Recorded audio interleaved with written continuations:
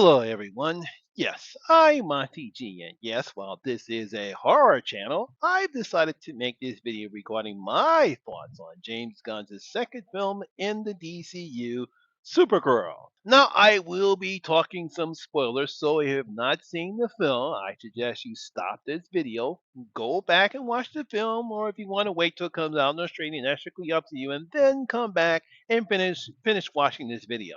Now, the main reason why I'm making this video is that I've seen plenty of people on YouTube making videos on why Supergirl failed, but they're using the same typical BS nonsense that I've seen them make on other films like Supergirl. Now, let's set the record straight. The film didn't fail because of Miley Icox being ugly, which of course she's not ugly, nor did it fail due to statements she made about Christian dads being misogynistic or making rude comments about her and her looks. The film didn't fail because of any wokeness in the film, because there's no wokeness in the film. That Cara Zoel is a girl boss or a Mary Sue, or that her and Ruthie are in a lesbian relationship, because if you've seen the film, none of that is true. No, the film didn't fall for any of the nonsense those nitwits on those channels are saying, and nor will I leave out the other side. They're saying the film failed due to misogyny because men didn't want to go see it, and movies critics bashing the film. And none of those are the reason why this film failed.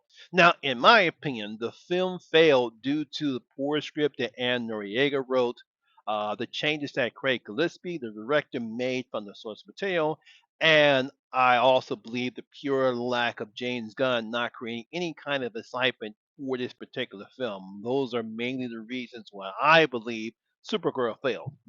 Now, first of all, I believe, in my opinion, that the film is okay.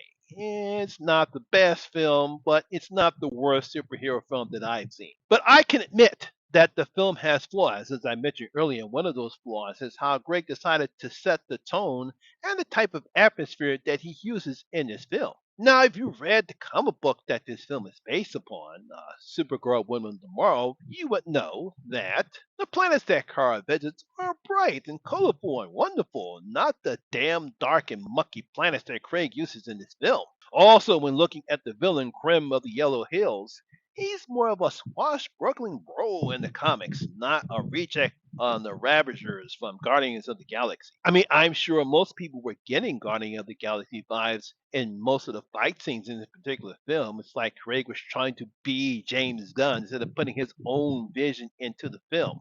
I mean, the whole point is being a director, you want to use your own vision, what you believe, what you're getting from the source material, and display that in the film, not trying to be like somebody else.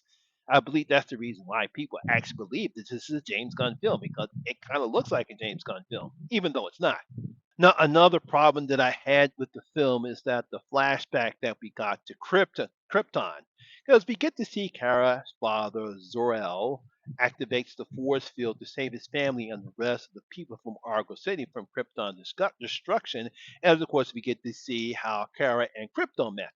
We get some nice scenes and some nice interaction between Kara's father, how she really likes Crypto, and we get to see, unfortunately, see the after effects of him moving Argo City as everyone gets sick from kryptonite poisoning, and the fact that she has to leave because they feel as though the only way to save the race is to have her send her to Earth where Kal-El Superman is. I feel that if we would have seen that part first, instead of in the middle of the film, the audience would have seen that connection between Kara and Crypto and would have the same type of emotional connection when Krim shoots him with the poison that Kara has. Would have been a nice connection because we would have at least saying, "Oh wow, we get to see another version of Crypto."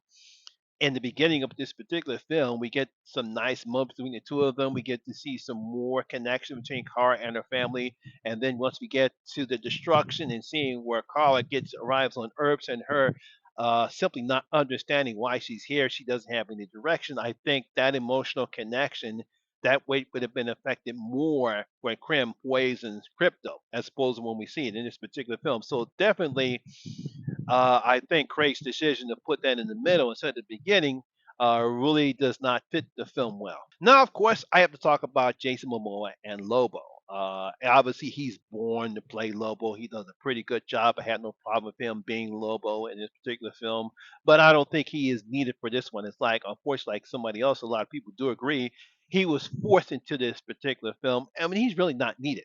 His time in the film takes away time where we should have seen more of Ruthie and her quest to get a revenge on Krim. Now, of course, he's not in the book. He's not in Women of Tomorrow. That time could have been spent more with Kara and Ruthie. We don't need Lobo in this particular film.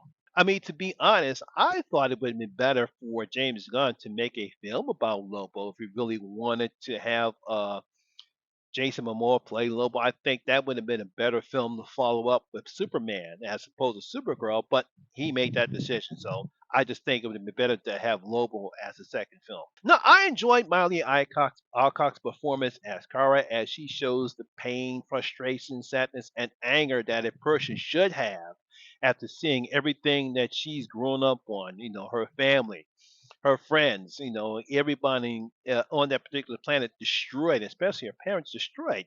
You don't know what type of effect would it have on a person to see everything that you loved, everything that you believed in, everything that you grew up on is gone. Everything is gone. So of course you're going to have trauma from that. And I thought she did a pretty good job expressing those emotions in Kara. Now, there are other factors that played into Supergirl's failure, such as releasing this film against established franchises like Toy Story and Minions. Now, before you go there, James Gunn and Peter Safran really have nothing to do with the releasing of movies. That's not their job. That's somebody else in Warner Brothers that makes those decisions. I don't know why they decided to put this film in between Toy Story 5 and Minions and Monsters. Obviously, if they're smart enough to get their release dates, just like every other movies do, they know what time these films are being released, so they should have realized. I don't think this is the best time to release this particular film. If anything, I would have released this film at least 3 weeks later after Spider-Man Brand New Days comes out, sometime around the third week of August. I think that would have been better suited for Supergirl. We don't know whether or not it would have affected the box office, but I believe it would have at least made more money than what it make now. Then again, that's just my opinion too. While this isn't a good sign for James Gunn and the DCU, it's not going to affect his plans. And we still have the Lantern TV show coming on HBO and the body horror film Clayface that's coming out sometime in October.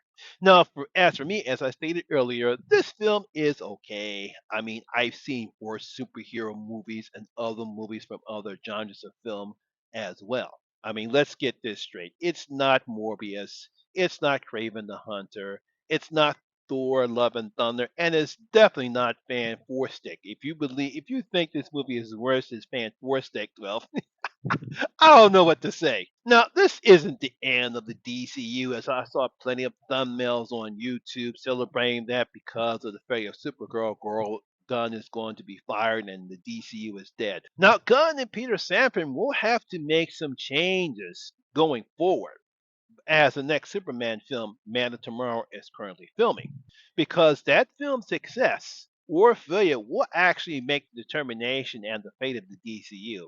But Supergirl's failure is due to the poor, terrible script, very terrible release date, and some poor decision from Gunn not making this film more eventful.